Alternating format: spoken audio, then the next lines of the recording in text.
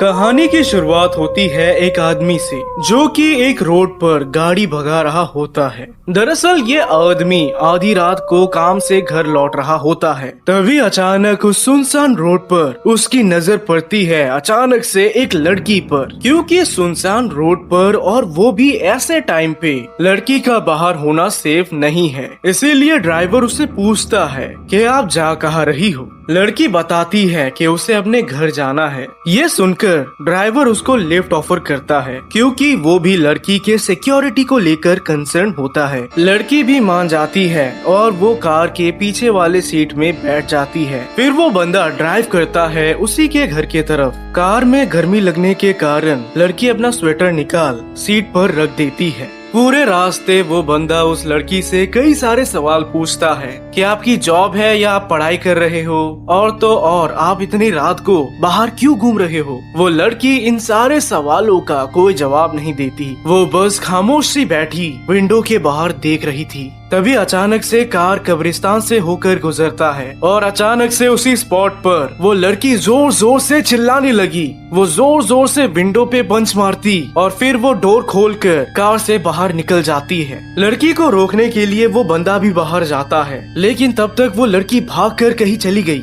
उस बंदे को वो लड़की कहीं भी नहीं मिलती, मगर कार में बैठने पर उसे उसकी स्वेटर मिलती है। ये बंदा डिसाइड करता है कि ये स्वेटर वो उसी लड़की के बताए गए एड्रेस पे जाके दे देगा। साथ ही साथ वो ये भी पता करेगा कि वो लड़की गई कहाँ। बंदे को वो लड़की का घर आराम से मिल जाता है और वो सीधे दरवाजे पर दस्तक देता है। दरवाजा खोलती है एक बूढ़ी औरत जो कि उस लड़की की मम्मी साबित होती है। स्वेटर को देखते ही वो बूढ़ी औरत मायूस हो गई और फिर वो उसे बताती है कि ये उसकी बेटी की स्वेटर हो ही नहीं सकती, क्योंकि उसकी बेटी बहुत पहले मर चुकी है। जैसे कि मैंने आपको पहले भी बताया, ये एक क्लासिक हॉरर स्टोरी है जो कि हर जगह में पॉपुलर है, लेकिन हर जगह में इस कहानी का एक अलग सा वेरिएशन देखने को मिलता है। ये कहानी की भूत हर एक कंट्री में एक अलग नाम से मशहूर है, लेकिन फाउंडेशन के लिए इसका नाम है मैरी तलीश, या फिर मैं बोलूँ तो SCP-1337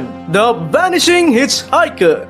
19 फरवरी 1995 के दिन मैरी तैलिश नाम की ये लड़की कॉलेज से अपने घर जा रही थी। तब अचानक से रास्ते में कुछ लोगों ने गाड़ी में बैठ उसका अपहरण कर लिया। इसके सीधे 2 हफ्ते बाद पुलिस को मैरी तैलिश की डेड बॉडी मिलती है जंगल के अंदर। उसकी बॉडी काफी भयानक वे में मिली। उसके दोनों आंखें गायब थे, उसका हार्ट गायब था और उसके बॉडी में मल्टीपल घाव थे।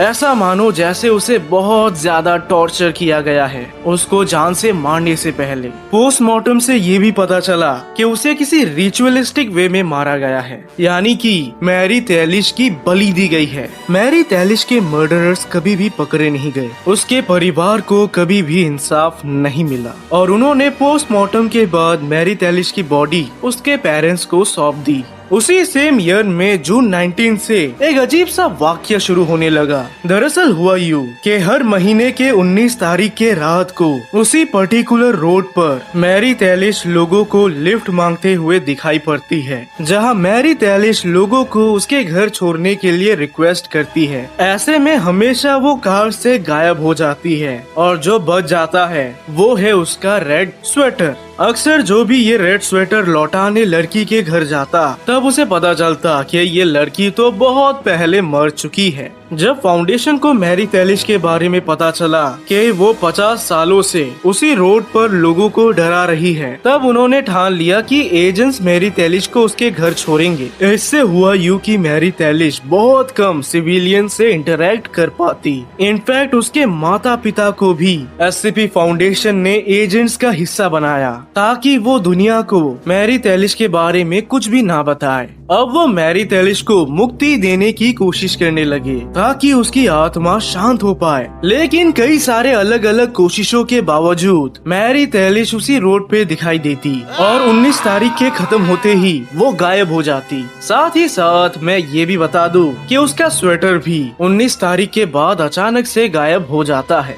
फाउंडेशन करीब 20 साल तक इस रूटीन को फॉलो करते हैं। गाड़ी चलाता हुआ कोई डी क्लास मैरी तैलिश को पिक करता है और वो उसके माता पिता को स्वेटर लौटा देता है। फाउंडेशन में सबको लगता है कि ये एक बेस्ट एससीपी है जिसको बहुत ही आराम से कंटेन किया गया है। लेकिन कहानी में ट्विस्ट लाता है वॉल्सन, जो कि एक रिसर्चर है जिसे हायर किया जाता है 1972 में ताकि वो SCP-1337 की देखभाल कर सके। लेकिन वॉल्सन को ये हर महीने के 19 तारीख वाला झमेला बिल्कुल भी पसंद नहीं आता। वो चाहता है इसका कोई परमानेंट सोल्यूशन। दरअसल इस रूटीन को लेकर फाउंडेशन में किसी को कोई प्रॉब्लम नहीं, लेकिन वॉल्सन बहुत ही अजीब आदमी था। उसको लगा कि SCP-1337 में अपना टाइम बिताना कम्प्लीटली वेस्ट है, और क्योंकि उस दौर में पेट्रोल के प्राइसेस आसमान छू रहे थे तो अब उसने ठान ले लिया कि इस कार वाले झमेले को वो कैसे भी करके खत्म करेगा। इसको लेकर कई दिनों तक वो बहुत सोचता है कि ऐसा क्या किया जाए मैरी तैलिश से छुटकारा पाने के लिए। फाइनली उसने अच्छे से मैरी तैलिश के कहानी को जोड़ा। मैरी तैलिश लिफ्ट इसीलिए मांगती है ताकि वो अपने घर जा पाए, अपने माता पिता के पास। लेकिन अगर उसके माता पिता ही नहीं बचे तो शायद से मैरी तैलिश का उस रोड पे दिखना बंद हो जाएगा।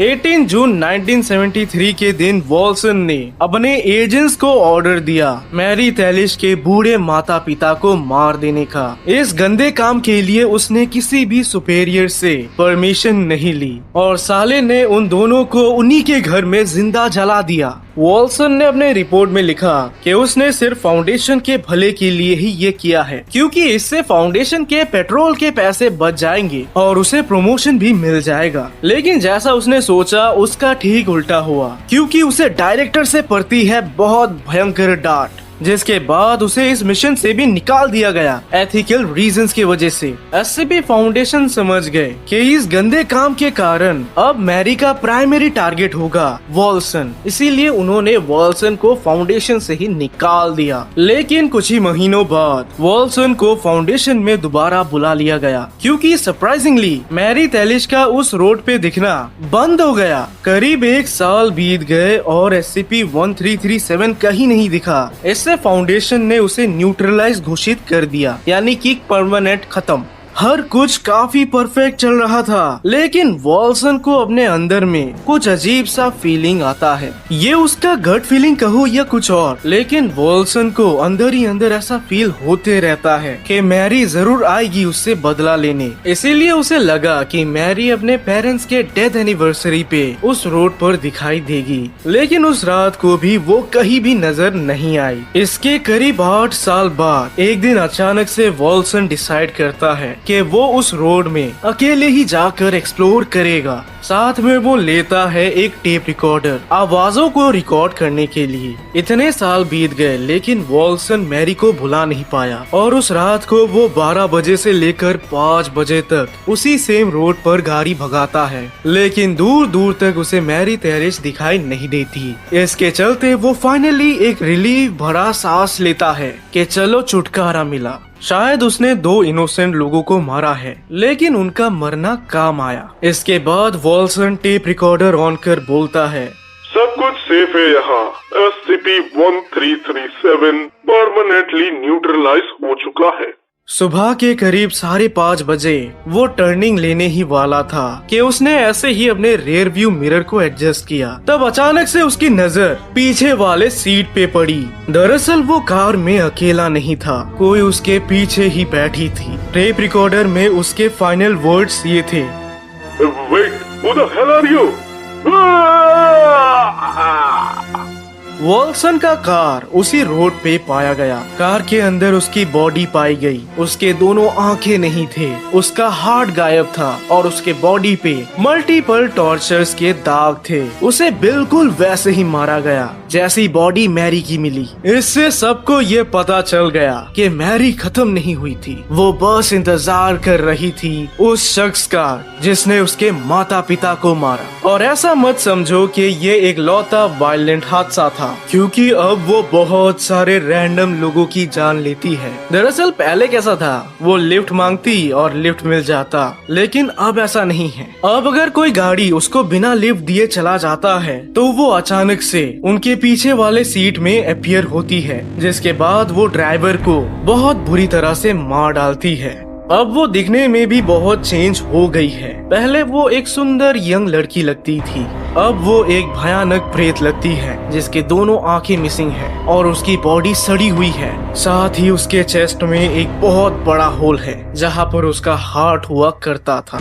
मैरी से छुटकारा पाने के लिए फाउंडेशन ने उसी रोड को तबाह कर दिया, लेकिन अब मैरी दूसरे रोड पर दिखाई देने लगी। फाउंडेशन को पता चला कि यदि किसी इंसान को सरवाइव करना है तो उसे मैरी के बिना पूछे ही उसको लिफ्ट देना होगा। ऐसा करने पर वो कार में बैठ जाएगी और अचानक से गायब भी हो जाएगी। फाउंडेशन को ये भी पता चला कि मैरी तभी अपीयर होती है जब आप कार में अकेले हो, ना कि किसी और के साथ। और आज तक उन्होंने जितने भी एजेंट को भेजा उन सबको मैरी ने मार दिया। हर महीने के 19 तारीख अमेरिका में हर एक रोड पर एजेंट्स तैनात रहते हैं और जिस भी रोड पर मैरी दिखाई पड़ती है तुरंत उसी लोकेशन पे डी क्लास को भेजा जाता, जो कि बेचारा बन जाता मैरी का शिकार। और यही है कहानी एक ऐसे आत्मा का जिसको फाउंडेशन ने ही सेफ से बहुत भयानक बना दिया। और थोड़े से पेट्रोल के प्राइस के चक्कर में वॉल्सन ने हजारों लोगों की बलि चढ़ा दी, इंक्लूडिंग हिमसेल्फ। इस कहानी को लेकर आपका क्या कहना है, आप कमेंट सेक्शन में बता सकते हैं।